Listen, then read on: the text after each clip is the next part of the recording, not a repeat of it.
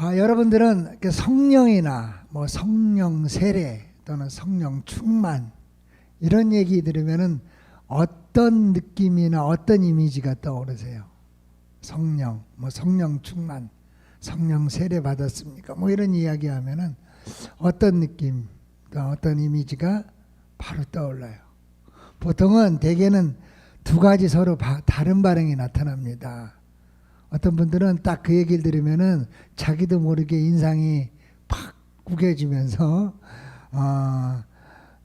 외면을 하는 사람들이 있어요. 아니면은 그 얘기를 들으면 막 눈이 초롱초롱 빛나면서 막 가슴 설레하는 모습이 이렇게 보여지는 사람들도 있습니다. 그러니까 호불호가 분명한 거예요. 성령에 대해서는.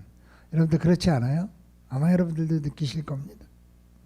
그런데 이렇게 성령에 대해서 부정적으로 생각하는 사람들한테 그 이유를 물어보면은 대부분 이렇게 대답을 해요.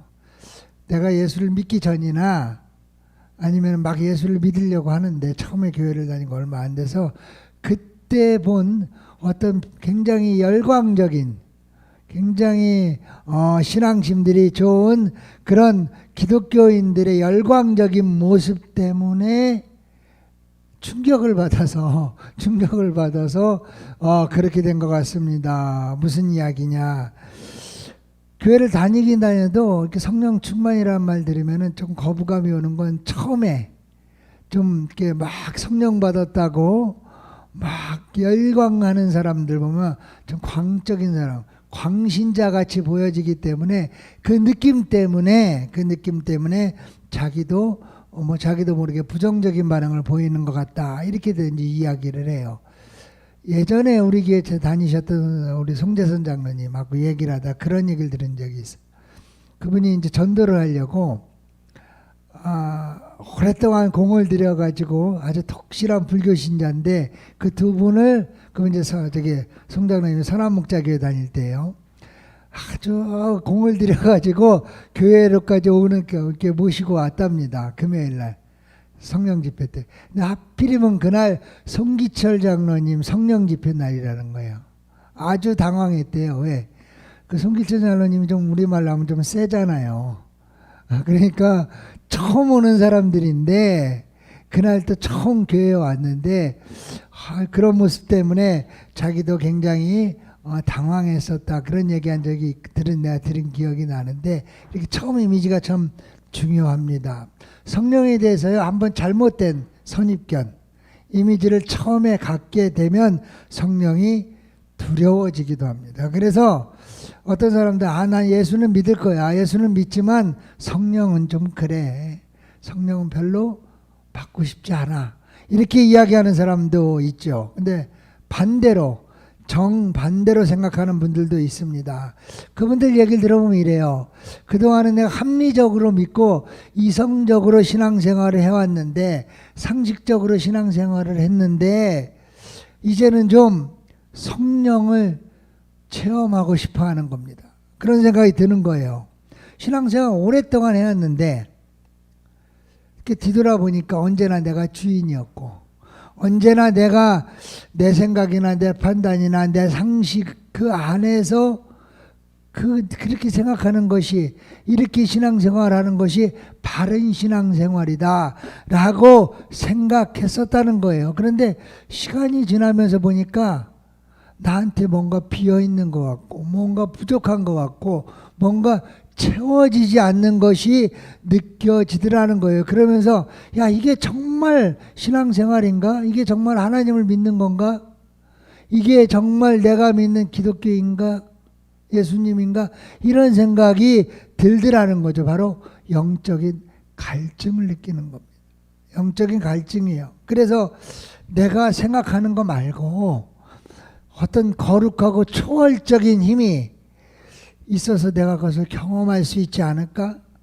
내가 주장하거나 내가 생각하는 것보다 더 근원적이고 더 차원이 다른 그런 더 차원이 높은 그런 힘이 나를 지배할 수 없을까? 내가 어쩔 수 없는 어떤 불가항력적인 그런 놀라운 일들이 있지 않을까? 그런 경지가 있지 않을까? 내가 또 하나님의 존재는 믿지만 예수 그리스도가 위대하다는 건 믿지만 그런 이성적인 신앙을 넘어서 지금 예수 그리스도가 나와 함께 하시면서 내 삶에서 영향을 끼치며 내 삶을 주장하는 그런 예수님의 존재를 내가 만나볼 수는 없을까?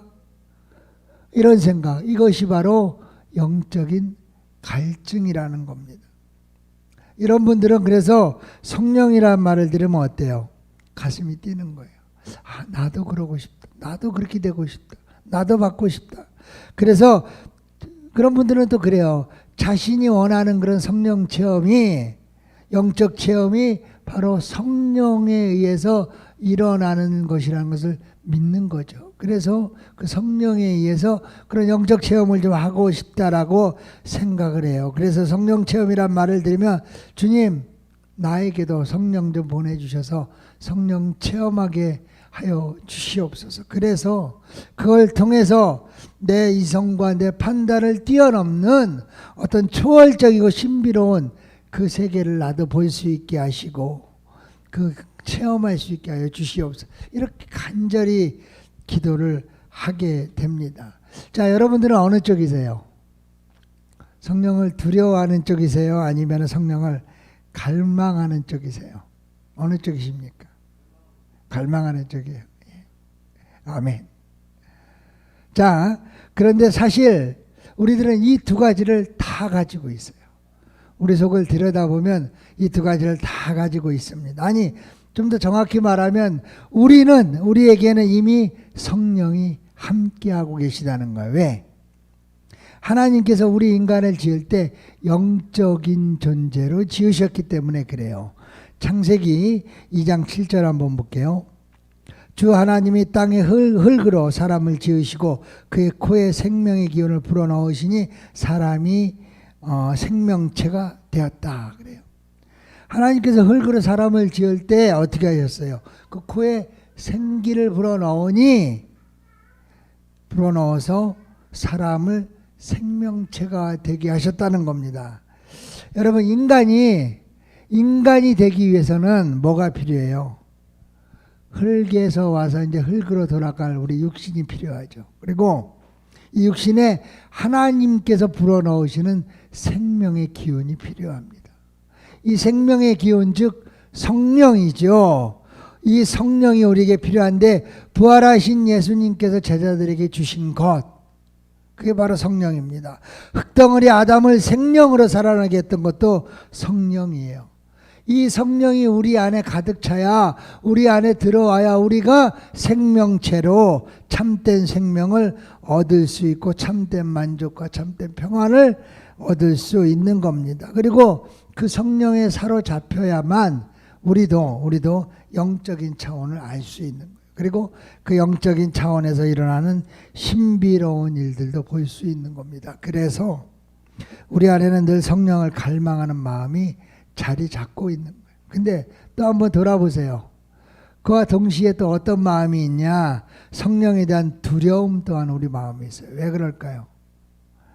혹시 성령 때문에 내가 성령에 사로잡히면 내 인생이 전혀 예상치 않은 방향으로 흘러가지 않을까? 성령에 사로잡히면 혹시라도 내가 지금까지 누리고 있던 것, 내가 가지고 있던 것, 소유하고 있던 것 다 포기하라고 할 것 같아요. 그리고 나 역시도 막 내가 광신자라고 욕했던 그런 사람들처럼 변하지 않을까, 이런 두려움이 있는 겁니다. 그래서 성령에 붙들려도 언제든지 그냥 툭툭 털고 도망갈 수 있도록 적당히 거리를 두고 믿으려고 하는 마음이 우리들 마음속에 있다는 거예요. 두 가지 마음이 함께 있는 거예요. 자, 그러면 예수님께서는 이 성령에 대해서 뭐라 이야기하실까? 오늘 본문 말씀에서도 예수님이 성령에 대해서 말씀을 하시는데, 오늘 본문 말씀에는 성령이라고 직접적으로 말씀하지는 않으시지만 성령에 대해서 분명히 주님께서 이야기하고 계십니다. 한번 볼게요. 오늘 말씀의 배경은 초막절이라 그랬죠. 우리가 지금 계속 지난 시간 초막절 이야기가 나오는데, 초막절은 이스라엘 민족이 이집트의 축제에서 해방시키고 40년 동안 광야 생활을 거쳐서 가나안 땅에 들어오게 구원해 주신 하나님께 감사를 드리는 그런 감사의 축제 날이라 그랬습니다. 근데 이 초막절 축제는 8일 동안 진행이 되는데 8일 동안 그 8일 동안 여러 가지 제사들도 많이 지내고 의식들이 많이 진행이 됩니다. 그중에 그 중요한 제사 중에 하나가 의식 중에 하나가 첫날부터 일곱째 날까지 제사장들이 금으로 만든 항아리를 가지고 실로암 연못에 가서 물을 떠다가 번제단에서 부어서 거기서부터 물이 쭉 흘러나가게 하는 의식을 행합니다. 바로 광야에서 자기 조상들이 바위를 쳐서 물을 내게 했던 그것을 기념하기 위해서, 그것을 감사하기 위해서 이런 의식을 행해요. 근데 무슨 이유인지는 알 수 없지만 7일까지만 하고 7일째까지만 하고 8일째는 마지막 날인 것을 안 했다 그래요. 근데 바로 그날 예수님께서 그 자리에 서서 목마른 사람은 다 나에게 와서 마셔라, 이렇게 물을 비유로 설교를 말씀을 하시는 겁니다. 7일째까지는 계속 물이 있었는데 8일째 물이 없는 날 예수님이 정말 오늘 이 말씀을 보면은 예수님의 비유가 정말 적재적소에 잘 들어가 있고 우리가 상상도 못할 정도로 정교하게 정확하게 사용하고 계신다는 걸 느낄 수가 있는 거예요. 자, 8일째 예수님이 자, 목마른 사람은 다 내게로 와라 그랬어요. 여러분 어서 많이 들어본 말 같지 않아요? 목마른 사람은, 이런 분위기가 어디서 들었어요? 요한복음 사마리아의 우물가에서 만난 수가성의 여인 기억하시죠? 4장에 나오잖아요. 요한복음 4장 13절 한번 볼게요. 예수께서 말씀하셨다. 이 물을 마시는 사람은 다시 목마를 것이다. 그러나 내가 주는 말을 마시는 사람은 영원히 목마르지 아니할 것이다. 내가 주는 물은 그 사람 속에서 영생에 이르게 하는 샘물이 될 것이다. 그리고 예수님은요 이렇게 말씀하시면서 당신이 주시려는 영원히 목마르지 않게 하는 그 물이 다름이 아니라 성령이라고 이야기를 하셔요. 예수님 입으로. 그게 38절 다시 한번 볼게요. 나를 믿는 사람은 성경이 말한 바와 같이 그의 배에서 생수가 강물처럼 흘러나올 것이다. 이것은 예수를 믿은 사람이 받게 될 성령을 가리켜서 하신 말씀이다 그랬어요. 예수께서 아직 영광을 받지 않으셨으므로 성령이 아직 사람들에게 오시지 않았다. 자, 배에서 생수가 흘러나올 것인데 그것이 바로 뭐냐? 성령이다. 자, 근데 여러분 우리가 보통 생각하는 성령의 이미지는 뭡니까? 사도행전 2장 2절 한번 보면 잘 나와 있어요. 한번 볼게요. 성령, 오순절에 성령이 임하는 장면이잖아요. 오순절이 되어서 그들은 모두 한 곳에 모여 있었다. 그때 갑자기 하늘에 세찬 바람이 부는 듯한 소리가 나더니 그들이 앉아있는 온 집안을 가득 채웠다. 그리고 불길이 솟아오를 때 혓바닥처럼 갈라지는 것 같은 혀들이 그들에게서 나타나더니 각 사람 위에 내려앉았다. 그들은 모두 성령으로 충만하게 되어서 성령이 시키는 대로 각각 방언으로 말하기 시작하였다. 이게 성령의, 우리가 가지고 있는 성령의 이미지입니다.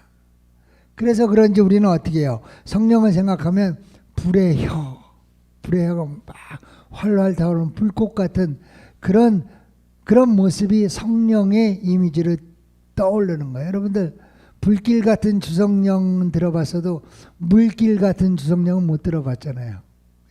우리들한테는 이 성령은 불꽃 같은 이미지가 강하게 있는데, 근데 요한은 예수님께서 종종 성령을 물로 비유하신 걸 이야기를 해요.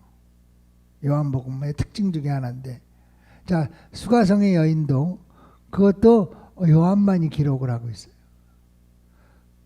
성령은 여러 가지 모양으로 나타납니다. 우리는 그 이미지가 선입견이 불같은 성령만 생각하니까 성령 충만하면 광적인 사람의 이미지가 떠오르는 겁니다. 물같은 성령은 차분하면서도 조용하면서도 그 카리스마가 더 크거든요. 여러 가지 모양으로 나타나는데 요한은 지금 물 같은 성령을 이야기하고 있어요. 근데 이 요한은 예수님께서는 성령을 물로 비유하시면서 이 성령을 받는데 전제 조건이 있다고 얘기를 하셔요. 누군가를 아무리 믿으려고 노력해도 사람도요. 누군가를 막 믿으려고 노력을 해도 어떤 사건이 있어야 믿어지지 그냥 믿어지지 않거든요.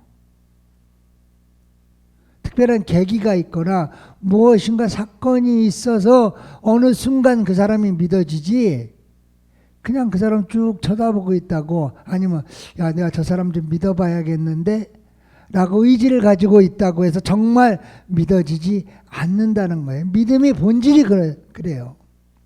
근데 어느 순간에 뭔가에 의해서 뭔가의 어떤 그 힘에 의해서 믿어지지 않으면 믿을 수가 없다는 것처럼 예수님을 믿는 것도 마찬가지라는 거예요. 그분을 믿어보려고 내가 노력하는 것만으로 믿어지지 않더라는 겁니다. 부족합니다.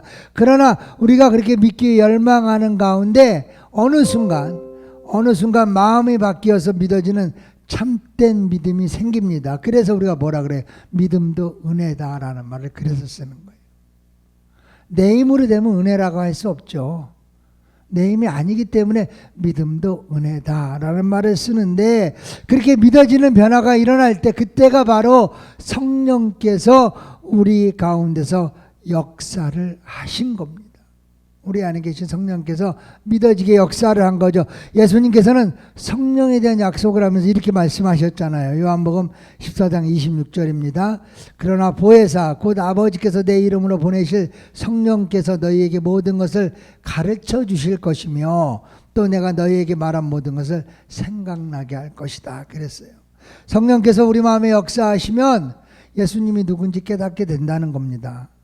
그분의 말씀을 이해할 수 있게 될 것이라는 약속입니다.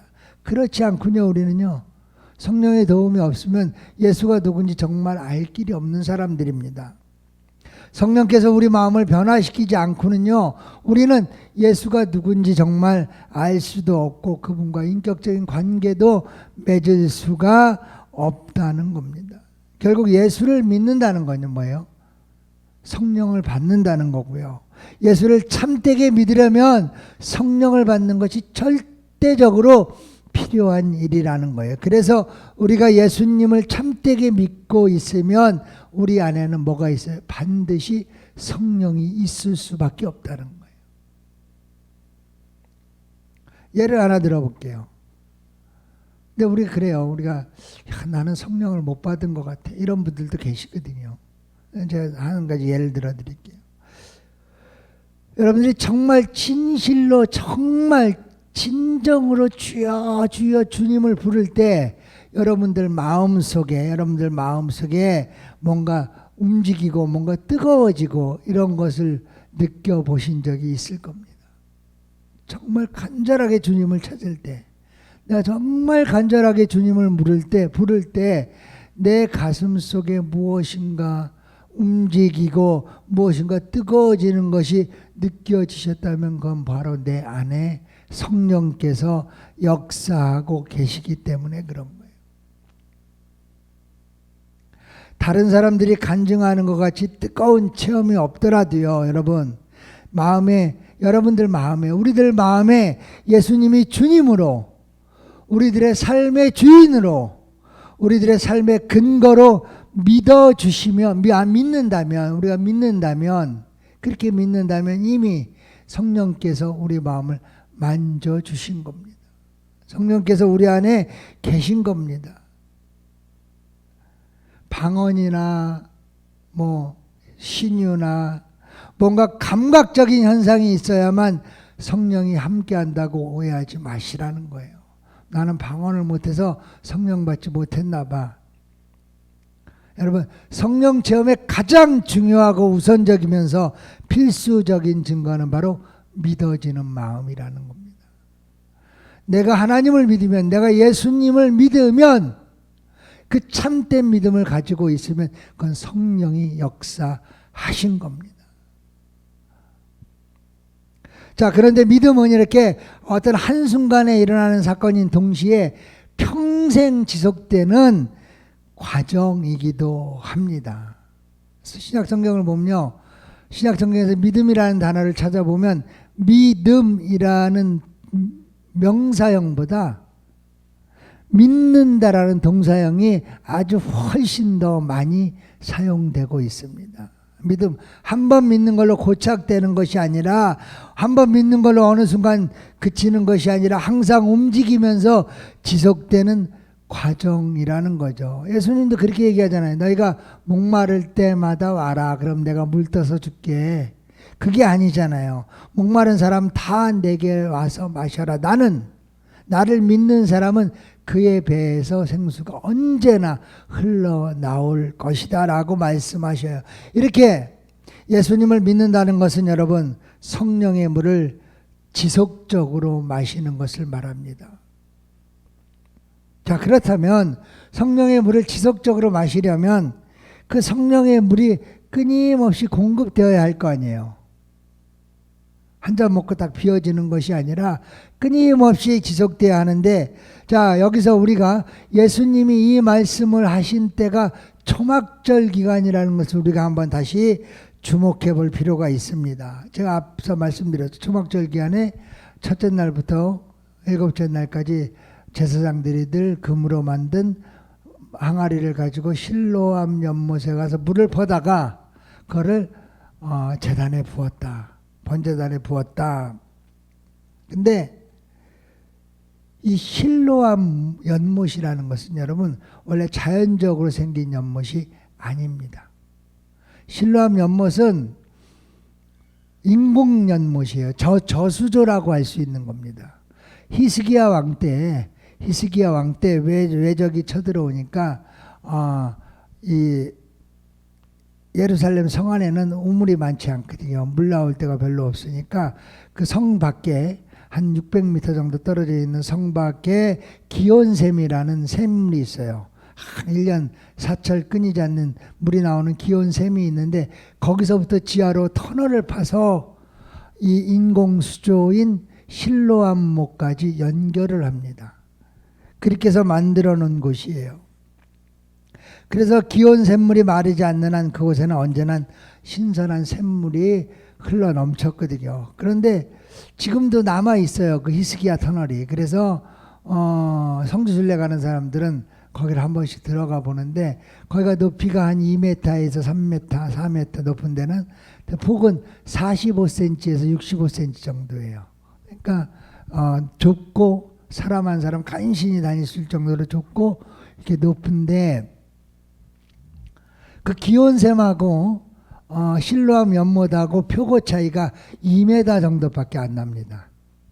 한 600m 거리가 되는데 표고차가 2m 정도밖에 안 나면은 경사가 거의 눈으로 보기에는 잘 구별이 안 될 정도로 아주 완만하게 흐른다는 거죠. 그래서 이 관리가 잘 안 되면 퇴적물이 쌓이거나 어떤 돌들이 물살에 휩쓸려 들어가면 수로가 잘 막히게 된다 그래요. 그래서 늘 그 수로를 관리하는 사람들이 아주 신경을 써서 그 수로를 관리할 수밖에 없었다고 했는데, 자, 그래서 예수님께서 초막절 마지막 날, 이 물의 제사가 없는 날, 나를 믿는 사람은 성경이 말한 바와 같이 그의 배에서 생수가 강물처럼 흘러나올 것이라 라고 말씀하셨을 때 여러 가지 의미에서 이 실로암 연못을 염두에 두고 말씀하셨을 겁니다. 정말 기가 막힌 비유가 아닐 수 없어요. 여러 가지 의미에서.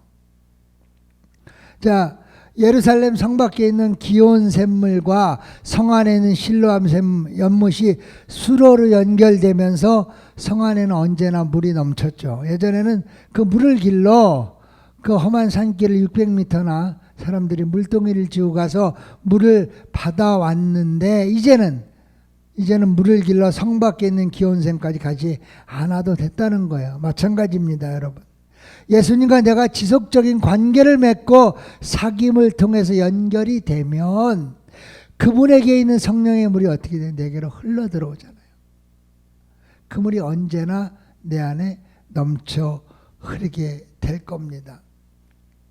여러분, 우리들은 이미 성령이 함께 하시기 때문에 예수 그리스도를 참되게 믿고 있습니다. 우리는 예수 그리스도를 참되게 믿고 있기 때문에 성령이 우리 안에 계십니다. 그렇다면 예수님에게서 솟아나는 생명의 생수가 우리들에게 흘러넘치게 하는 물길이 이미 연결되어 있다는 말이죠. 이미 연결되어 있는 겁니다. 그러면 이제 우리들이 할 일이 뭐겠어요? 그 물길을 잘 관리해서 언제나 성령의 생수가 우리들의 삶에 흘러 들어오도록 하는 일이겠지요. 예수님과의 긴밀한 만남인 예배를 게을리 한다면, 예수님과의 내밀한 소통인 기도를 소홀히 한다면, 예수님을 사랑하는 마음을 표현하는 다른 이들을 섬기는 일을 무시한다면 그렇게 사는 게 바로 뭐예요? 예수님으로부터 우리에게 흐르는 그 물길을 막히게 하는 거겠죠. 막히게 하는 겁니다. 그렇게 돼서 물길이 막히면 어떻게 돼요? 우리들은 영혼에 타는 목마름을 가지고 영혼이 타들어가는 거 아닙니까? 그런 목마름으로 삶에서 기진맥진해서 주일이면 오늘은 어디 가서 물 한 모금 마시나, 이렇게 그런 심정을 가지고 전전하게 되는 겁니다. 2020년 마지막 주일 예배를 드리고 있습니다. 지금 올 한 해를 뒤돌아 생각해 보면 개인이나 가정이나 교회나 사회나 모든 삶이 코로나19라는 그 팬데믹, 그 질병에 묻혀서 뒤죽박죽 마치 얽혀진 실타래와 같이 혼돈 속에서 지나가는 것 같습니다. 삶을 지탱해 주던 뚝이 무너져 내린 사람들도 많이 있죠. 지금 무엇을 해야 할 수가 있을지 알 수가 없어서 손 놓고 계시는 분들도 계실 겁니다. 아무리 훌륭한 계획도 정말 한순간 사라지면서 쓸모없게 되는 것도 경험하기도 했지요. 우리는 그게 지난 1년 동안 우리가 살아냈던 삶이에요. 그러면은 이제 우리는 무엇을 해야 할까요? 무엇을 하시겠습니까? 자, 이제 일어나서 예수님에게서 솟아나 우리들에게 흘러넘치는 생명의 성령의 생수가 흐르던 그 생명의 수로를 점검해야 됩니다. 막힌 곳이 있다면 뚫고, 헐린 곳이 있다면 다시 쌓고, 점검하고 보수해서 우리 안에 계신 성령이 다시 살아나게 하셔야죠. 우리 안에 성령이 있다고 그걸로 만족해서는 안 된다는 겁니다. 예수님과 우리 안에 관계를 이어주는 그 수로가 언제나 성령의 생수로 넘치도록 지켜나가야죠. 참된 신앙은 여러분, 성령을 통해서 지금도 역사하시는 살아있는 예수를 만나 참된 생명으로 회복하는 일입니다. 성령의 감동과 감화를 받아서 예수 그리스도께서 사셨던 것처럼 그렇게 살아가는 일이잖아요. 그분처럼 진실해지고, 그분처럼 사랑하고, 그분처럼 겸손해지고, 그분처럼 자신을 들여서 남을 살리고, 그분처럼 하나님의 뜻을 위해서 자신을 헌신하는 삶을 살아가는 삶이 되어야 한다는 겁니다. 저는 믿습니다, 여러분. 우리 안에 계신 성령님 때문에 이 모든 일들이 반드시 우리 가운데 이루어질 것을 믿습니다. 저는 또 기도합니다. 우리 안에 계신 성령님 때문에 이전보다 더 풍성한 성령의 생수가 우리 안에 차고 넘쳐서 열방으로 흘러가도록 기도합니다. 그래서 우리 안에 계신 성령 때문에 오늘도 여러분, 세상 사람들이 주님을 알게 되고 주님께 돌아오며 주님을 찬양하는 그런 복된 사건으로, 복된 시간으로 한 해를 마무리하고 이제 새해를 맞이하시기를 주님의 이름으로 축복합니다. 기도하겠습니다. 주님의 은혜를 감사드립니다. 참으로 한 해 동안 우리들에게 닥친 어려움들이 너무나 많아서 무엇이라 표현할 수 있는 방법을 찾지 못하고 있는 사람들도 많이 있습니다. 그러나 주님, 성령이 우리 안에 계시기 때문에 우리는 믿습니다. 우리는 기도합니다. 그리고 이제 그 성령과 함께 지난 1년 동안 막혀있던 예수님을 향한 성령의 물길이 들어오는 그 물길을, 그 수로를 다시 재건하고 다시 관리하고 세우고 강하게 튼튼하게 만들어서 다시 한번 그곳으로 성령의 물이 콸콸콸콸 흘러 들어와서 죽어가던 우리 심령도 살아나고 우리를 통하여 주변의 많은 심령들이 주님을 다시 찾을 수 있는 놀라운 역사가 이제 연말연시 주님 그 시간을 우리들이 보낼 수 있도록 축복 내려 주시옵소서. 예수님의 이름으로 기도합니다. 아멘.